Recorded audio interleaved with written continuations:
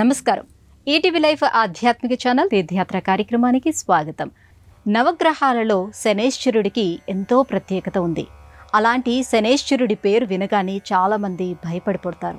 ఆయన కారణంగా కష్టాలు వస్తాయని కంగారు పడిపోతారు. కానీ శనేశ్వరుడి వలన జీవిత సత్యం ఏమిటనేది అర్థమవుతుంది. ఆయన పెట్టే కష్టాలు అనుభవ పాఠాలై ముందుకు నడిపిస్తాయని ఆధ్యాత్మిక గ్రంథాలు చెబుతున్నాయి. అలాంటి శనేశ్వరుడు కొలువైన క్షేత్రాలలో ఒకటైన కర్ణాటకలోని తుముకూరు నేటి మన తీర్థయాత్ర. నీలాంజన సమాభాసం రవిపుత్రం యమాగ్రజం ఛాయా మార్తాండ సంభూతం తం నమామి శనైశ్వరం. ఏ ప్రాంతంలోనైనా ఇతర ఆలయాల మాదిరిగా శనేశ్వర ఆలయాలు పెద్ద సంఖ్యలో కనిపించవు. అక్కడి ఆలయాలలోని నవగ్రహ మంటపంలో నవగ్రహాలతో కలిసి మాత్రమే ఆ స్వామి దర్శనమిస్తూ ఉంటాడు. శనేశ్వరుడు ప్రధాన దైవంగా పూజలందుకునే క్షేత్రాలు చాలా తక్కువనే చెప్పాలి. అలాంటి క్షేత్రాలలో ఒకటిగా తుముకూరు ప్రత్యేకతను చాటుతోంది. కర్ణాటక ప్రాంతం అనేక మంది రాజవంశీకుల ఏలుబడిని చూసింది. ఆయా రాజులు నిర్మించిన ఆలయాలు అటు ఆధ్యాత్మికతను ఇటు చారిత్రకతను తీర్థప్రసాదాలుగా అందిస్తున్నట్టు అనిపిస్తాయి.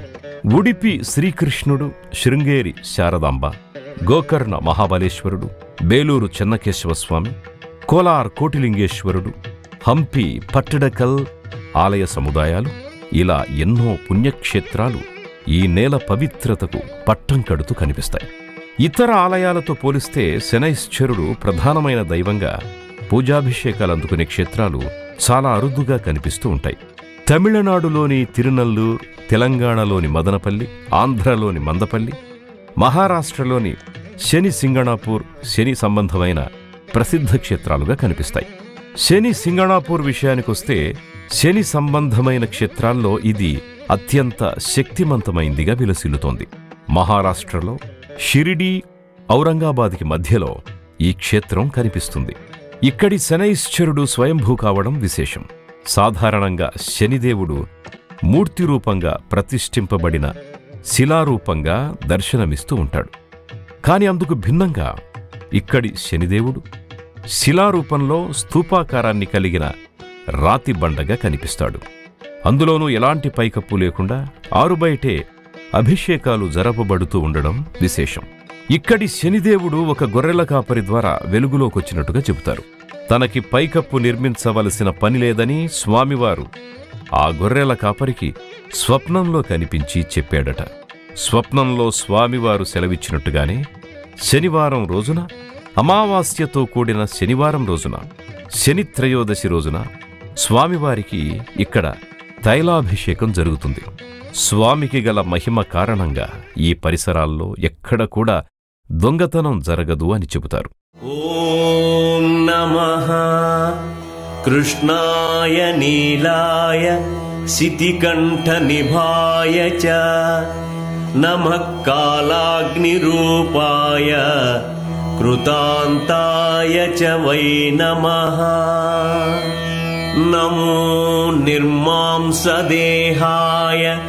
దీర్ఘశ్మశ్రుజటాయ చ నమో విశాలనేత్రాయ స్థూలరోమ్ణే చ వై పునః. నమో దీర్ఘాయ శుష్కాయ కాలదంష్ట్ర నమోస్తు తే. నమోస్తు కోటరాక్షాయ దుర్నిరీక్షాయ వై నమః.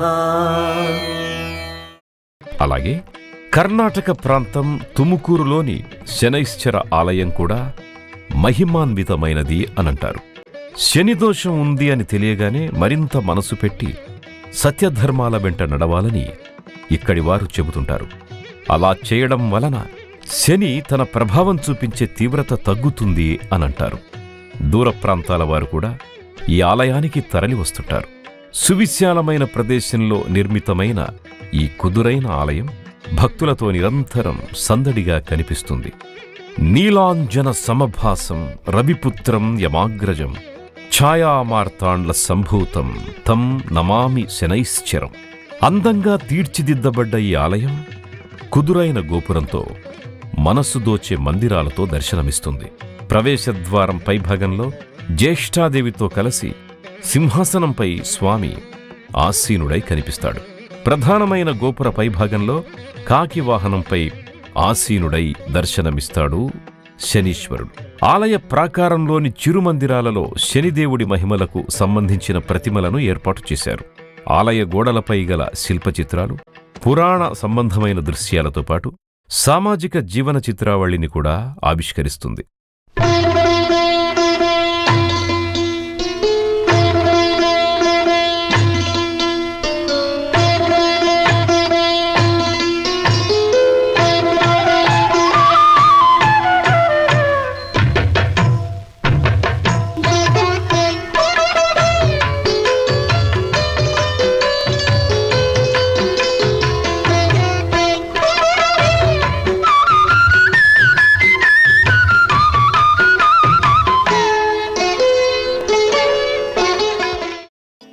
ప్రవేశద్వారానికి ఒకవైపున సిద్ధి బుద్ధి సమేత వినాయకుడు, మరొక వైపున నాట్య గణపతి కనిపిస్తారు. నల్లని రాయిలో మలచిన కుదురైన ఈ మూర్తులు దివ్యమైన తేజస్సును వెదజల్లుతూ ఉంటాయి. ఈ మూర్తులను ఇంతటి సౌందర్యాత్మకంగా మలచినది ఎవరబ్బా అని అనుకోకుండా ఉండలేరు భక్తులు. ఇరువైపులా గల వినాయక మూర్తులకు నమస్కరించుకుని ఆలయంలోకి అడుగుపెడతారు.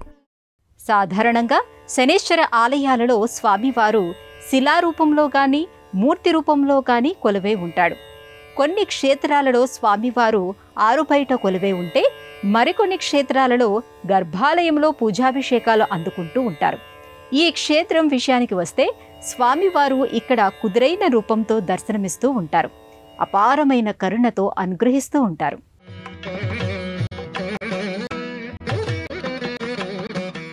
500 ఏళ్ల చరిత్ర కలిగిన క్షేత్రమిది. 3 వైపులా ప్రవేశద్వారాలు కలిగిన ఆలయమిది. విశాలమైన ప్రదక్షిణ మార్గం కలిగిన ఈ ఆలయంలోకి భక్తులు ప్రదక్షిణా మార్గంలో ముందుకు కదులుతారు. అందంగా తీర్చిదిద్దిన ముఖమంటపంలో ప్రశాంతత విడిది చేసినట్టుగా అనిపిస్తుంటుంది. ఇక్కడ దేవతా ప్రతిమలు మలచబడ్డ ఎత్తైన స్తంభాలు ప్రత్యేకమైన ఆకర్షణగా నిలుస్తాయి.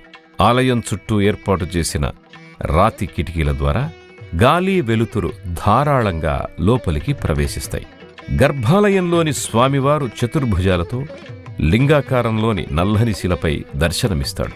స్వామివారి స్థానక భంగిమలో కొలువైన వేదిక శివలింగాకృతిలో మలచబడి ఉంది. ధనుర్బాణాలు, అభయ వరదహస్తాలతో స్వామి కాకివాహనంతో కలిసి కనిపిస్తాడు. స్వామివారి మూర్తిని మలచిన తీరు గొప్పగా అనిపిస్తుంది. వివిధ రకాల పూలమాలికలతో అలంకరించిన అనంతరం చూస్తే శివలింగాన్నే అలంకరించారా అన్నట్టుగా అనిపిస్తుంది. స్వామి శివభక్తుడు అనే విషయాన్ని గుర్తు చేయడమే ఇందులోని ఆంతర్యం అనుకోవచ్చు. శనిదేవుడు ఒక రాశి నుంచి మరొక రాశికి మారడానికి 2.5 ఏళ్లు పడుతుందని ఆధ్యాత్మిక గ్రంథాలు చెబుతున్నాయి. ఒకసారి ఆయన సూర్యుడి చుట్టూ తిరిగి రావడానికి చాలా కాలం పడుతుంది. ఈ మందగమనం కారణంగానే శనిదేవుణ్ణి మందేశ్వర స్వామి అని కూడా భక్తులు కొలుస్తుంటారు. తాను జాతకులకు బలమైన స్థానంలో ఉన్నప్పుడు శనిదేవుడు శుభాలను కలిగిస్తాడని, బలహీనమైన స్థానంలో ఉన్నప్పుడు ఇబ్బందుల పాల్చేస్తాడని శాస్త్రం చెబుతోంది. నవగ్రహాలలో ప్రతి గ్రహానికి ఒక వాహనముంటుంది. అలా శనిదేవుడు కాకి వాహనాన్ని కలిగిన వాడిగా కనిపిస్తాడు. శనిదేవుడు నల్లని రంగులో ఉంటాడని, ఆయన వాహనం కాకి మాత్రమేనని చాలామంది అనుకుంటుంటారు. కాని శనిదేవుడు నీలం రంగులో ఉంటాడని ఆధ్యాత్మిక గ్రంథాలు చెబుతున్నాయి. ఆయనను స్తుతించే శ్లోకాలను పరిశీలించినా ఈ విషయం అర్థమవుతుంది. శనిదేవుణ్ణి శాంతింపజేయడం కోసం ధరించే రత్నం కూడా నీలమణి కావడం ఇక్కడ గమనించవలసిన విషయం. నమో నీలమధుకాయ నీలోత్పల నిభాయ చ నమో ఘోరాయ రౌద్రాయ भीषणाय कराळिने नमस्ते सर्वभक्षाय बलेमुख नमोऽस्तु ते सूर्यपुत्र नमस्तेस्तु भास्कराभयदाय च अधोदृष्टे नमस्तेस्तु संवर्तक नमोऽस्तु ते नमो मन्दगते तुभ्यं निस्त्रिंशाय नमोऽस्तु ते।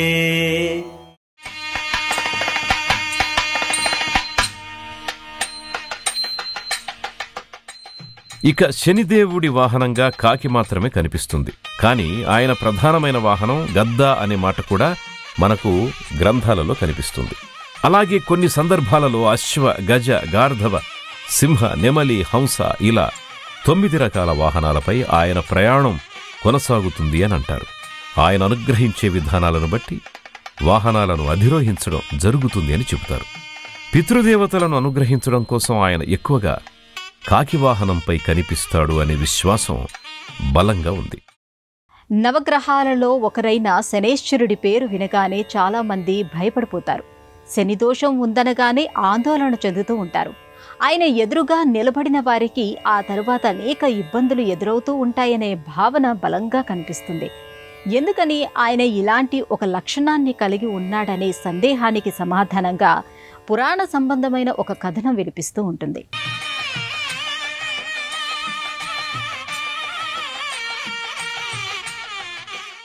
శనిదేవుడికి జ్యేష్ఠాదేవితో కలుపుకొని 9 మంది భార్యలు. ఆ జాబితాలో మనకి దామిని, కంకాళి, కలహప్రియ, కంటకి, తురంగి, మహిషి, అజ, ధ్వాజిని అనే పేర్లు కనిపిస్తాయి. చిత్రరథుడి కుమార్తెనే దామిని తన పట్ల భర్త పూర్తిస్థాయి ప్రేమానురాగాలను కనబరచడం లేదు అనే కోపంతో ఆమె రగిలిపోతుంది. శనిదేవుడు ధ్యానంలో ఉన్నది కూడా పట్టించుకోదు. ఎవరైతే ఆయన ఎదురుగా వచ్చి నేరుగా ఆయన దృష్టిలో పడతారో వారు ఇబ్బందులు పడతారని శపిస్తుంది. ధ్యానంలోంచి బయటికి వచ్చిన శనిదేవుడు ఆమె పట్ల తనకెలాంటి నిర్లక్ష్య భావన లేదు అని చెబుతాడు.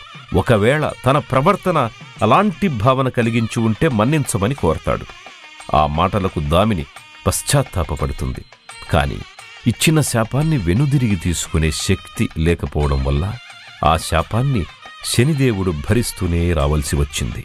శనిదేవుడికి పూజాభిషేకాలు చేసేటప్పుడు ఆయన కళ్లల్లోకి నేరుగా చూడకూడదు అని చెబుతూ ఉండడానికి కారణం ఈ శాపమే. సూర్యభగవానుడికి ఛాయాదేవికి జన్మించిన వాడే శనిదేవుడు. యముడికి సోదరుడు. ఏలినాటి శని, శని దోషం అని పేరు వినగానే చాలామంది కంగారు పడిపోతుంటారు. ఎందుకంటే ఆ కాలంలో జాతకుడు ఎన్నో కష్టాలను, నష్టాలను, బాధలను భరించవలసి ఉంటుంది. అనేక వ్యసనాలకు బానిసలు కావడం, కారాగారాలు, కోర్టుల చుట్టూ తిరగడం, పరిహారాల దిశగా పరుగులు తీయడం జరుగుతుంది. అయితే శనిదేవుడి లీలా విశేషాలను ఒక కోణంలో నుంచి చూసిన వారు మాత్రమే ఆయన గురించి అలా అనుకోవడం జరుగుతూ ఉంటుందని ఆధ్యాత్మిక గ్రంథాలు చెబుతున్నాయి. గులకరాయిని వజ్రంగా మార్చినట్టు కష్టాల్లో కాలుస్తూ ఎవరిలోని సామర్థ్యం వారికి తెలిసేలా చేస్తాడు అని అంటారు. ఆపదలు, అవసరాలు సృష్టించి ఎవరు ఆత్మీయులు అనే విషయంలో ఒక స్పష్టత వచ్చేలా శనిదేవుడు చేస్తాడు అని చెబుతారు. అహంభావాన్ని ఆవిరిచేసి భగవంతుడికి సమీపంగా నడిపించడమే శనిదేవుడి ప్రధానమైన కర్తవ్యంగా కనిపిస్తుంది అనంటారు. నమో నిర్మాంసదేహాయ దీర్ఘశ్మశ్రుజటాయ చ నమో విశాలనేత్రాయ స్థూలరోమ్ణే చ వై పునః నమో దీర్ఘాయ శుష్కాయ కాలదంష్ట్ర నమోऽस्तु తే నమోऽस्तु కోటరాక్షాయ దుర్నిరీక్షాయ వై నమః.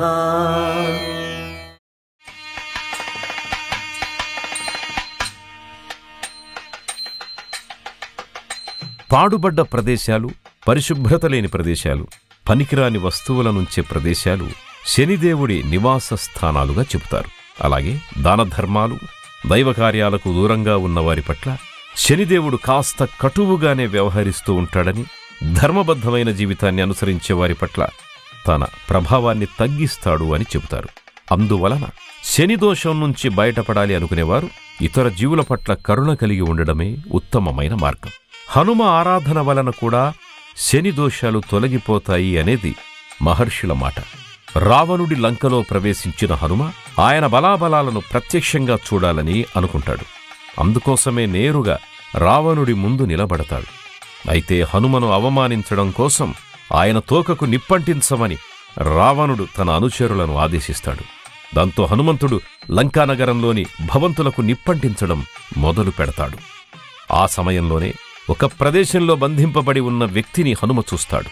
తాను శనిదేవుణ్ణని, రావణుడు కోరినట్టుగా తన గతిని గమనాన్ని మార్చుకోకపోవడం వలన తనను బంధించాడు అని చెబుతాడు.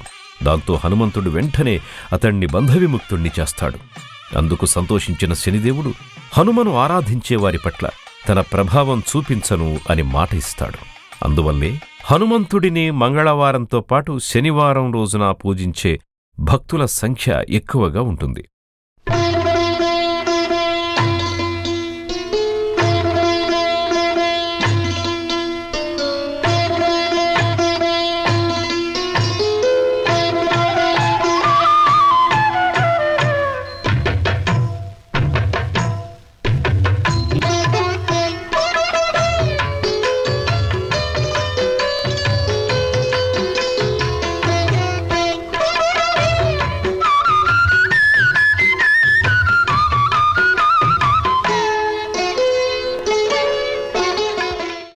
సాధారణంగా ఇతర దేవాలయాలలో కొందరు భక్తులు పూజలు చేయిస్తే మరికొందరు భక్తులు కేవలం దర్శనం కోసం మాత్రమే వెళుతూ ఉంటారు. కానీ శనేశ్వరుడి విషయానికి వస్తే ఎవరైతే ఆయన ప్రతికూల ప్రభావం వలన ఇబ్బందులు పడుతున్నారో వారే ఈ క్షేత్రానికి ఎక్కువగా వస్తూ ఉంటారు. ఇక్కడ జరిగే పూజాభిషేకాలలోనూ శాంతి హోమాలలోనూ పాల్గొంటూ ఉంటారు. ఉపాలయాలు కూడా దర్శించుకొని వెళుతూ ఉంటారు.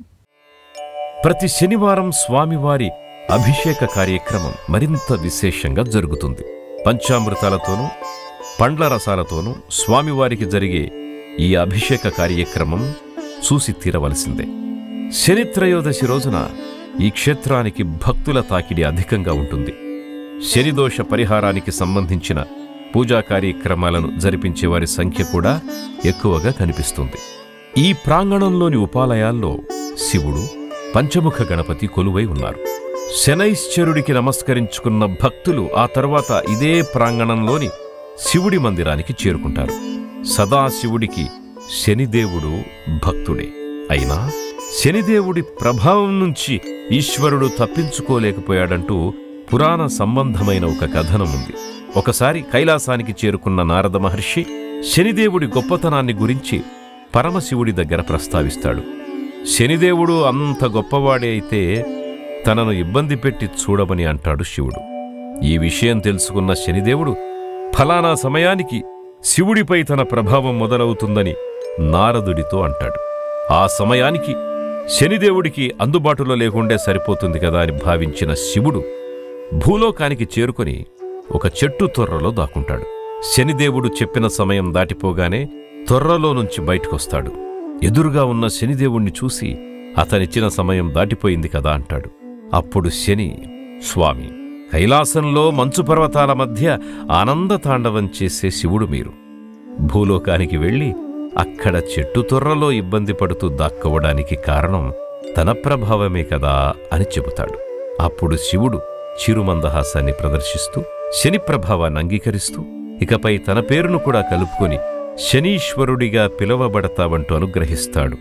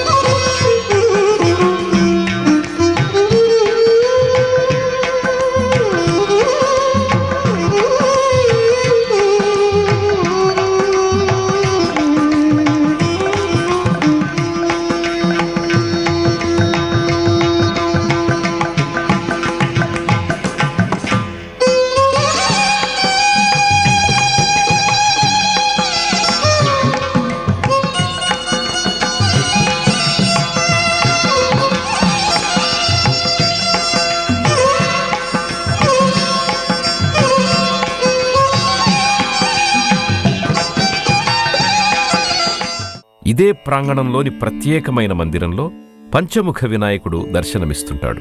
మహాగణపతి, సిద్ధి బుద్ధి, కార్యసిద్ధి, చింతామణి గణపతులు కలిసి ఒకే అర్చామూర్తిగా ఇక్కడ కనిపిస్తుంటారు.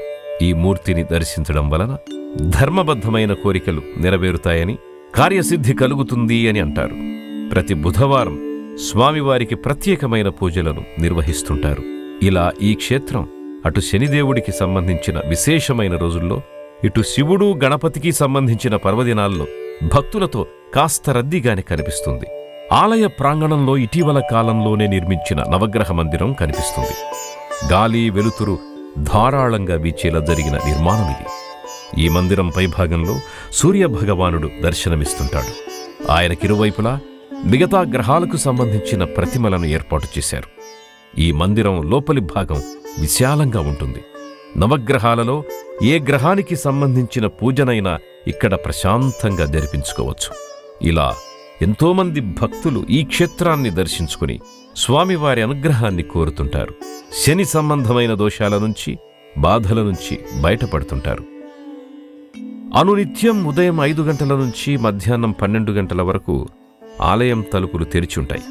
సాయంత్రం 5 గంటల నుంచి రాత్రి 8 గంటల వరకు దర్శనానికి అనుమతి ఉంటుంది. శనివారం రోజున మాత్రం ఉదయం 3:30 నుంచి రాత్రి 9 గంటల వరకు దర్శనానికి అనుమతి ఉంటుంది.